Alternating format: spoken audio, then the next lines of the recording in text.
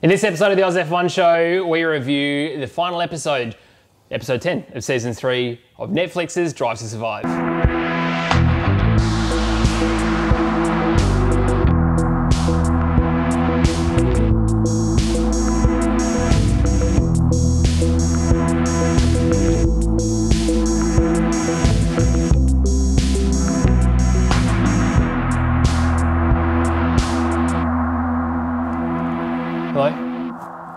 Hello.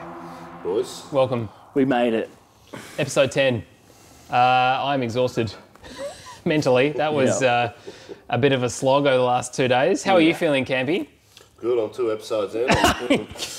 Ready to go. Technically you're 3. You have watched the first episode as well to this point. Once this goes up, you will have also only watched 3. I will enjoy watching it on home, just like you people out there in the internet. To be honest, the internet. That would be easy. It's recording after every single one has been It's been fun though. good. It's just, It's been, I mean, this is obviously a whole new season for us as well, and we're doing different things, and this is probably working, and if it's not, oh well, good. That's been a good amount of effort. Anyway, the last episode, and it's gone down to the wire, and as Campy quite eloquently said, no it wasn't, Mercedes had already won.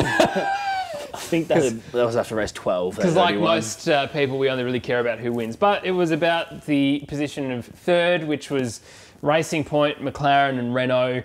And it was the story of Danny Rick, his final time. And, you know, after, and you haven't seen this yet, but Cyril throws his toys out of the cotton is a child in dealing with how Danny Rick left the team to go to McLaren. Well, they said third was very important because it was worth some money. They didn't really say how much, but I think it's about 15 million kind of range. Yeah, you'd have a better understanding of something like that. With the new Concord agreement that came in May last year, F1 was really specific about not mentioning actually how much money there is, so it's all speculation.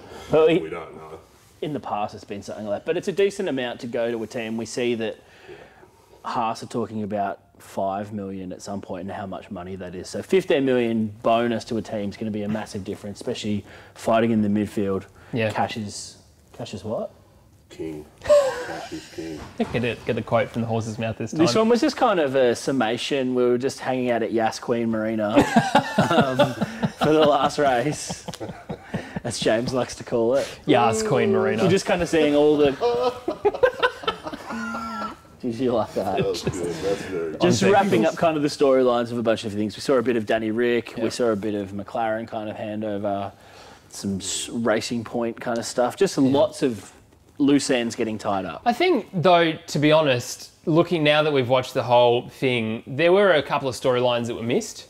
And as not that you've seen it yet, but you don't get to see the leaving of the Williams family properly. No. There was a mention of it. George in the Mercedes was seen very, very briefly. Yeah. But what I feel like is that, and I don't mean this in a harsh way, but it feels like they've saved on editing time by showing a lot of the same shots episode after episode. So like the Sergio Perez episode and Grosjean episode, we saw again with him failing, the car catching on fire, and then, you know, Lance slipping over. I understand it sort of feeds into the fact that we're talking about third position at Abu Dhabi, but it's like, guys, we've already seen that. Can we find some other footage of any of the other tracks that we went to?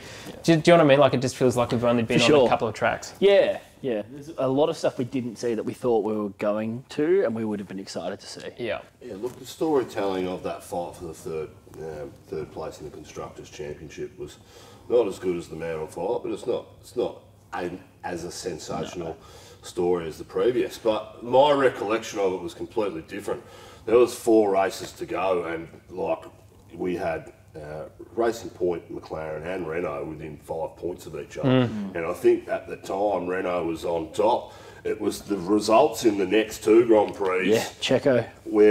Not Checo, where McLaren pulled ahead really. And if it wasn't for Checo's win, which came out of nowhere, that's what put them above in the picture, getting the 25 points. Because you've got to remember, these midfield teams aren't scrapping for, you know, the 25, the 18 or the 16 points that you get for being on a podium. Most of it's that 10 to 12, so a good weekend for them is coming out with 20 points. But that's not the way I remembered it, but it was good for McLaren to get a win. It's good for Danny Rick, really. Yeah.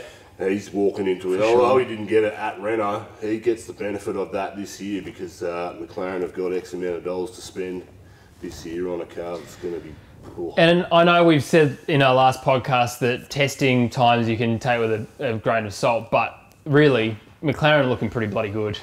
And I'm excited for a race this coming weekend. Bahrain, although a boring track, I'm excited to see Danny Rick properly racing. Genuinely excited for this weekend coming up. Yeah. I don't think we're going to see the hierarchy in the teams that we've seen with like a top 2 teams so far above everyone else this year. I think it's going to be a hell of a lot more level. I think Red Bull and Mercedes will definitely have the 2 fastest cars on the grid. But that midfield pack right back to Haas and Williams, exclusion in them, is going to be bloody quick. I am so excited for this weekend coming up. Whoa. Are you excited as well? Not that excited. No. Sorry, I'm still in best man speech mode. Just trying to, ram it up and oversell That's not like you. No, but we love it. This is going to be great. That was great to watch. I'll probably watch it again in over maybe a couple of weeks to try and absorb some more stuff that we probably missed after smashing it in my eyeballs. But thanks for joining us on this binge watch of Season 3 of Netflix Drive to Survive, and I think we're all pretty bloody excited for next weekend. Stay tuned for that race review and heaps of other AusF1 content to come downrange this year. See ya. Bye, Tommy. Bye. Bye. Bye. Sweet. Bye. Start editing, you stupid. Bye. And cut. Ow.